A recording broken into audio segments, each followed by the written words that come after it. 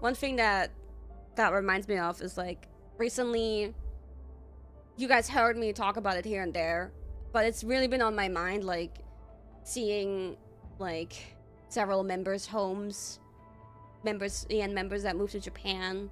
And it's like really nice. And I remember the times when I lived in Japan, I lived in fucking wrecks, rat infested wrecks and tiny boxes, and I wish I could have experienced living in Japan in like the luxury that they live in. Would be really comfy and nice and all that. And I've been thinking about it a lot, but one thing that really speaks for not living here is like there's a nice barrier that I have when I'm in Austria that helps me like disconnect and feel like, I feel like it combats burnout and so on, to not be in Japan constantly, because that's when you're closest to work all the time. You meet your managers so much more often. I love meeting my manager, but like you would meet your manager way more often. You would go and do everything with managers way more often. Meetings would be IRL way more often, and this and that. You're way more often directly confronted with work. Then yeah, it's like a nice separation that I think really on long term has been good for me. I do enjoy every once in a while when I'm here not having that barrier, because things get done quicker and faster because of direct communication. IRL, it's kind of like we're more efficient, more quick and everything. That's nice. But I also like just going back and having a nice disconnect from work, you know? That's just one of the things why I feel like I'm still doing the right thing for myself. Yeah. And, you know, I have a really close friend circle in Austria that I wouldn't want to leave them behind. And my cats, obviously. And I, now with Narissa, I thought even more about bringing my cats to Japan if it's feasible and all that. But I would never want to fucking risk it, even if it sounds more feasible now. But I would never want to fucking risk it, because especially Chonky Wonky, I feel like she's a bit of a weirdo. I feel like she is quite an anxious cat who's been through some weirdness, like, you know, the story with something getting stuck in her tummy. You know, she ate that long string when she was a little kitten. On the first day I fucking had her, and I had to bring her into emergency thing. And I feel like she's been weird ever since.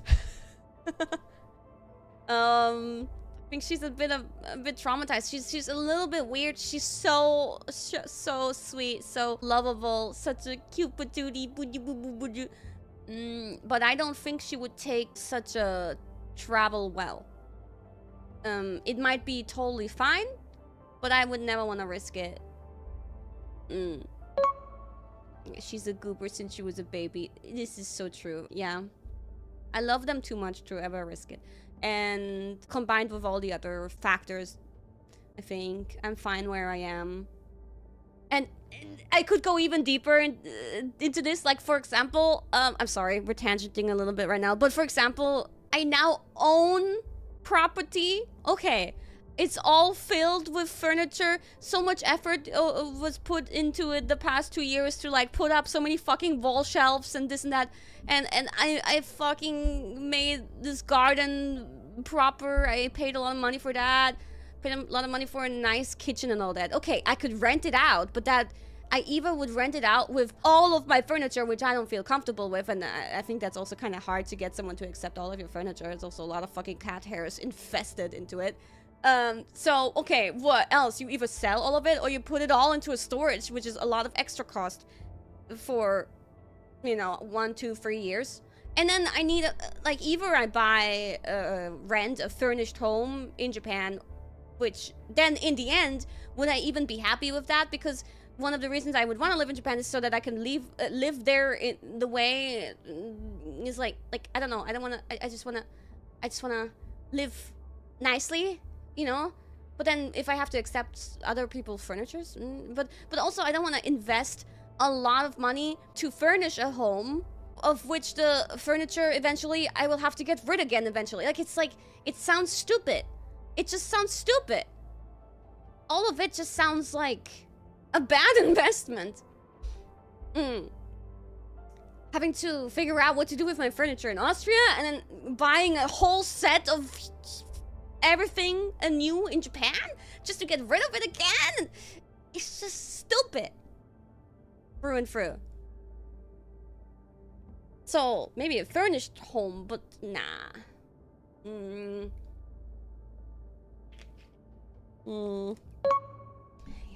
Yeah, and renting it out sounds like a hassle, but if I don't, then it's a waste of money. So, nah. It's too much of a hassle.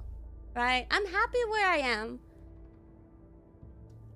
There's, of course, pros and cons to both sides. But, yeah. Yeah. I had some doubts recently because of seeing how some members live here. It was, like, nice. I was like, damn, I wish I could. But, no. I'm not letting the doubt get me. Yeah.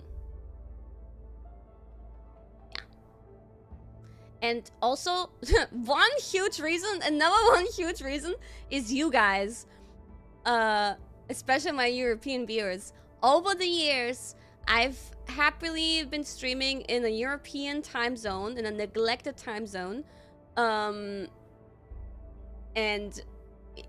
unlike, like, American time zone members, when you're in Japan, it's pretty easy to continue streaming at American prime time. But if I wanted to continue streaming at the time that I have been in the past 4 or 5 years, I would have to stream at 3-4 a.m. consistently. That